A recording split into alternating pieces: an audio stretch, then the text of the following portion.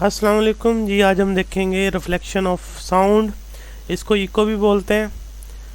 देखें, इसमें सिंपल सी पहले उसने एग्जांपल से ही बात स्टार्ट की है कि आप बहुत ज़्यादा ऊंची आवाज़ आपने जो प्रोड्यूस की हो या आपने क्लैप किया हो किसी रिफ्लेक्टिंग सरफेस के सामने, बड़ी बिल्डिंग के सामने या माउंटेन के सामने, तो आपको वही आवाज़ दोबारा सुनने को मिलती है थोड़ी देर बाद, तो उसे हम नाम देते हैं इको का। अब ये होता कैसे, ये रिफ्लेक्शन ऑफ साउंड है। जैसे आपने चैप्टर नंबर 10 में रिपल टैंक देखा था। रिपल टैंक में जो वाटर वेव्स थी उसका रिफ्लेक्शन का फिनोमिना था, जो यानी वाटर वेव्स के रास्ते पे आपने कोई भी जो है ना रुकावट रखी, कोई और मीडियम रखा, वाटर वेव्स आके उस मीडियम से टकराई और पहले मीडियम में ही वापस चली गई, तो उसे हमने नाम दिया था रिफ्लेक्शन ऑफ वेव्स। तो साउंड भी वेव्स हैं, ये भी रिफ्लेक्शन शो करती हैं। तो इनके लिए क्या है कि वो जो सामने रिफ्लेक्टिंग सरफेस है वो सूटेबल होनी चाहिए, अगर सारी साउंड जो है ना रिफ्लेक्ट आपने करवानी है, क्योंकि वो जो मटेरियल है वो साउंड एनर्जी को अब्जॉर्ब भी कर लेता है, इसलिए रिफ्लेक्शन जो है ना वो ऑब्जर्वेबल नहीं होती। और जो इको हमें सुनाई देती है या वो जो रिफ्लेक्शन ऑफ साउंड हम ऑब्जर्व करते हैं, वो उसमें टाइम का एक डिफरेंस, मतलब टाइम का बड़ा रोल है, क्योंकि जो इंसानी दिमाग है उसके अंदर जो एक आवाज़ का एहसास है वो 0.1 सेकंड के लिए रहता है। अगर इसी दौरान अगर एक हमारा ब्रेन किसी भी साउंड को प्रोसेस कर रहा है और उसके लिए टाइम कितना लगेगा, 0.1 सेकंड, यानी वो एहसास कितनी देर के लिए रहेगा ब्रेन के अंदर, 0.1 सेकंड के लिए। अगर इस दौरान कोई और साउंड इंटर होगी हमारे एयर के अंदर तो हमारा ब्रेन उसको डिटेक्ट नहीं कर पाएगा। तो अगर इसके टाइम के बाद आएगी तो ही डिटेक्ट करेगा। तो पहले तो डेफिनेशन देखें, when a sound is incident on the surface of the medium it bounce back into the first medium, this phenomena is called echo और रिफ्लेक्शन ऑफ साउंड। तो इसके ये सिंपल सी डेफिनेशन के साउंड वेव्स किसी भी surface पे जो है ना फॉल करेंगी, बाउंस बैक हो जाएंगी फर्स्ट मीडियम में, इसे हम नाम देते हैं इको या रिफ्लेक्शन ऑफ साउंड। ये तो वही डेफिनेशन जो आपने सिंपल रिफ्लेक्शन की भी पढ़ी, इसमें साउंड का नाम यूज़ हो गया। अब जो साउंड की सेंसेशन है, यानी साउंड का जो एहसास है, आवाज़ का जो एहसास है दिमाग के अंदर, वो 0.1 सेकंड के लिए रहता है।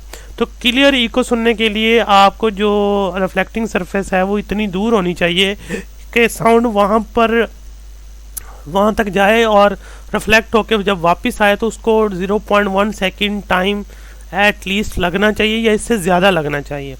तो नॉर्मली जो स्पीड ऑफ साउंड है नॉर्मल टेम्परेचर के अंदर, वो यहाँ पर आपकी बुक में जो लिखी गई है वो 340 मीटर पर सेकंड है। टेम्परेचर बढ़ने के साथ बढ़ जाती है वैसे।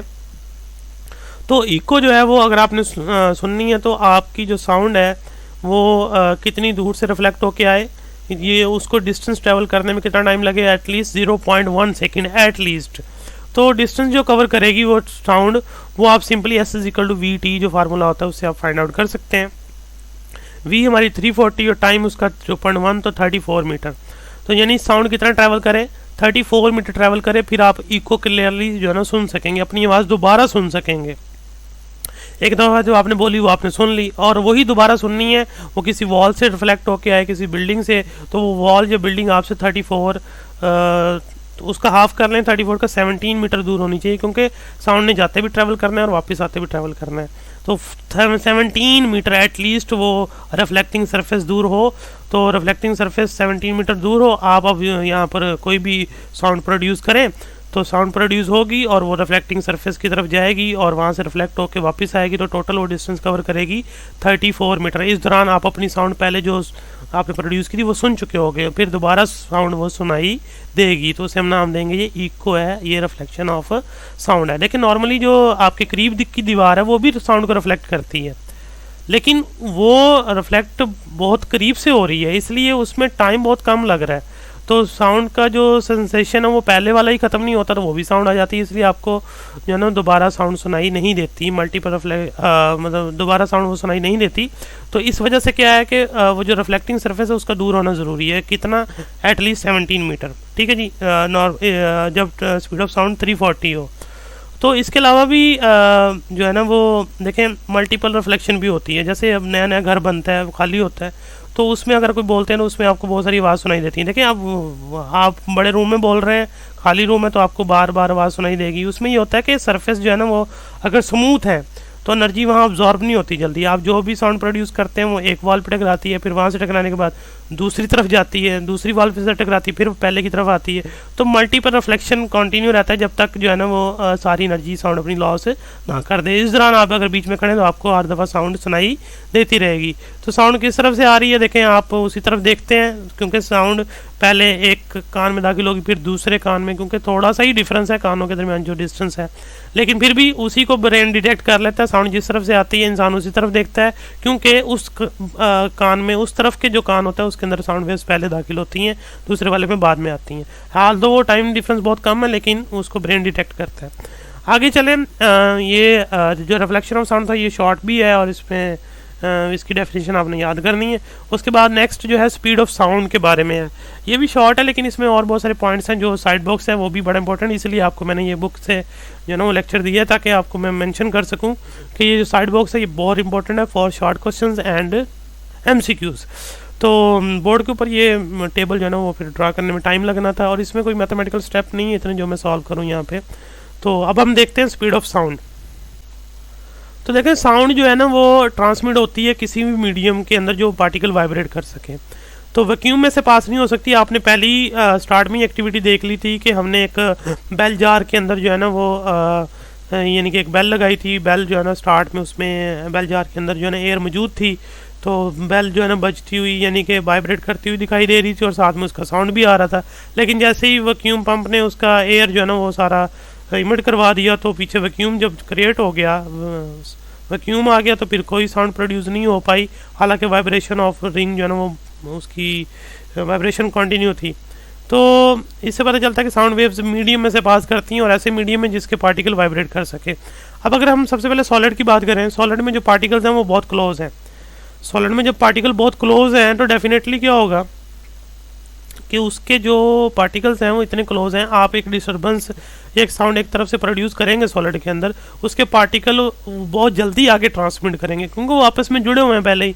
तो एक को आप कोई भी इन्फॉर्मेशन देंगे यानी कि साउंड उसके ऊपर जब वेव्स प्रोड्यूस करेंगे वो वही डिस्टर्बेंस वही एनर्जी वो आगे ट्रांसमिट करेगा अगले पार्टिकल को, अगले मालिक्यूल को, अगला मालिक्यूल उससे अगले को, नेक्स्ट अप टू सॉन।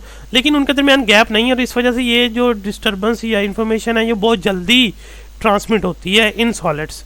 और अगर हम लिक्विड की बात करें, लिक्विड में भी जो मॉलिक्यूल्स हैं वो क्लोज होते हैं लेकिन उनके दरमियान थोड़ा सा गैप होता है as compare to solid. Solid की बनिस्बत में गैप होता है, तो वहाँ अगर आप कोई साउंड या कोई वेव्स प्रोड्यूस करते हैं तो वो भी उसको आगे ट्रांसमिट करते हैं, लेकिन उसमें जो थोड़ा सा गैप आता है उसकी वजह से टाइम डिफरेंस आ जाता है। तो क्योंकि एक मालिक्यूल दूसरे मालिक्यूल को जाके कोलाइड करेगा, फिर अपनी इन्फॉर्मेशन आगे ट्रांसमिट करेगा, अगला मालिक्यूल फिर अगले तक जाएगा, फिर जाके ट्रांसमिट करेगा, तो इस दौरान क्या होगा, टाइम लगेगा। तो इसलिए स्पीड ऑफ साउंड सबसे ज़्यादा कहाँ है, सॉलिड्स के अंदर, उससे कम कहाँ है, लिक्विड के अंदर, क्योंकि लिक्विड में थोड़ा सा टाइम लग रहा है। अब अगर हम गैसेस की बात करें तो गैसेस में तो वैसे ही मालिक्यूल के दरमियान गैप बहुत ज़्यादा होता है, उनके साइज से भी ज़्यादा होता है मालिक्यूल के साइज से। तो अगर आप गैस में यानी हवा में साउंड प्रोड्यूस करेंगे तो साउंड प्रोड्यूस होगी, मालिक्यूल जाके अगले मालिक्यूल्स को जाके इन्फॉर्मेशन ट्रांसफ़र करेंगे, बीच में जो गैप है उनको वो कवर करना है, उसको कवर करने के लिए टाइम लगेगा। तो स्पीड ऑफ साउंड सबसे लो होगी गैसेस के अंदर, हवा के अंदर।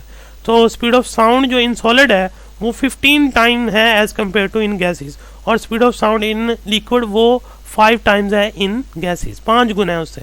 यानी जो सॉलिड के अंदर स्पीड ऑफ साउंड है वो 15 गुना है गैसेस के निस्बत, और जो पानी में स्पीड ऑफ साउंड है, लिक्विड के अंदर सॉरी स्पीड ऑफ साउंड है वो गैसेस की निस्बत 5 टाइम्स है। तो ये बात आपने याद रखनी है, MCQs में आती है। अब जो स्पीड ऑफ साउंड है वो डिपेंडेंट है आगे फर्दर जो मीडियम है उसकी फिजिकल कंडीशन के ऊपर। जैसे यहाँ लिखा भी हुआ है, speed of sound in air is affected by change in some physical condition such as temperature, pressure and humidity. तो स्पीड ऑफ साउंड जो है एयर के अंदर नॉर्मल टेम्परेचर पे जो है ना वो 343 एटमॉस्फेरिक 1 एटमॉस्फेरिक प्रेशर के ऊपर जो मेजर की जाती है 21 टेम्परेचर पे वो 343 है। मैंने बोला टेम्परेचर डिपेंडेंट है, टेम्परेचर बढ़ाएंगे स्पीड ऑफ साउंड बढ़ जाता है। तो स्पीड वेरी करती है टेम्परेचर के साथ, ह्यूमिडिटी के साथ। तो और speed of sound in solid जो है और लिक्विड वो फास्टर है as compare to in air. ये भी याद रखना है, MCQs है। आपने ऑलरेडी ये फार्मूला जो ड्राइव किया था चैप्टर नंबर 10 में, V = F लैम्डा, तो ये मैंने वहाँ बताया भी था, ये तमाम किस्म की वेव्स के लिए वैलिड है। तो यहाँ पर साउंड के लिए भी ये चीज़ वैलिड होगी। अब आ जाते हैं ये साइड बॉक्स पे। देखें साइड बॉक्स में डिफरेंट गैसेस और उसके बाद लिक्विड्स हैं, उसके बाद सॉलिड्स हैं। इनमें जो है ना वो स्पीड ऑफ साउंड दी गई है। देखें एयर पे 0 सेंटीग्रेड पे 331, एयर में 25 सेंटीग्रेड पे 346, इस तरह हाइड्रोजन में से, ऑक्सीजन में से, हीलियम में से, फिर आगे ये वाटर में से है, सी वाटर में से है, वुड में से है, एलुमिनियम में से है, ब्रास में से। अब ये डिफरेंट, अब इनमें से कोई भी पूछी जा सकती है। स्पेशली यहाँ से जो है ना वो वुड का पूछा गया MCQs बार बार, ब्रास और निकल का पूछा गया शॉर्ट क्वेश्चन के अंदर, और इसके अलावा आयरन का भी पूछा गया है शॉर्ट क्वेश्चन के अंदर। तो ये काफ़ी जो है ना बीच में प्रोमिनेंट, ये नोट्स में मैंने क्वेश्चन बनाए भी हुए हैं, तो ये अपने माइंड में रखने हैं। अब यहाँ साथ ये छोटी सी एग्जांपल है वो देख लें, इसका सोल्यूशन नोट्स में भी है वैसे। Calculate the frequency of sound waves of speed 340 metre per second and wavelength 0.5। आपको स्पीड दी गई है 340 और वेवलेंथ दी गई है 0.5, आपने जो है ना फ्रीक्वेंसी फाइंड करनी। फ्रीक्वेंसी फाइंड करेंगे आप इसी फार्मूले से, v = f lambda, f find करना है, लैम्डा जरा डिवाइड हो जाएगा, तो 340 डिवाइडेड बाय 0.5, तो आंसर आ जाएगा 680 हर्ट्ज। ये एग्जांपल भी शॉर्ट क्वेश्चन में आई हुई है, बहुत इजी सी है, 2 चीज़ें आपको गिवन है, तीसरी आपने फाइंड आउट करनी है। तो ये था आपका लेक्चर। नेक्स्ट फिर हम जो है वो स्टडी करेंगे जो इको मेथड है, मतलब जो स्पीड ऑफ साउंड है उसको मेजर करेंगे इको मेथड से, यानी ये दोनों टॉपिक उस अगले टॉपिक में इन्वॉल्व होंगे। तो इन दोनों को आप अच्छी तरह से रीड कीजिएगा, अगर कोई क्वेश्चन हो तो आप कमेंट कर सकते हैं। तो नेक्स्ट लेक्चर तक टिल देन टेक